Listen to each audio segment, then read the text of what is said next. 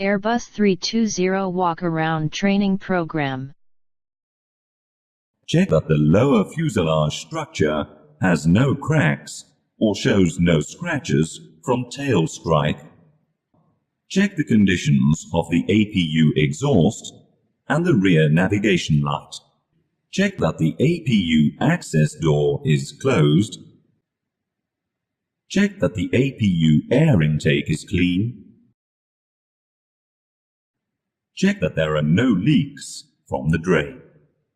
Check the oil cooler air outlet is clean. Check the fire extinguisher overpressure red disc is in place.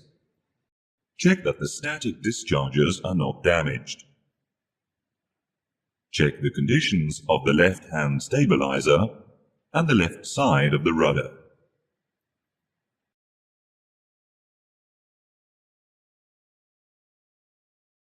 Check that the potable water panel is closed.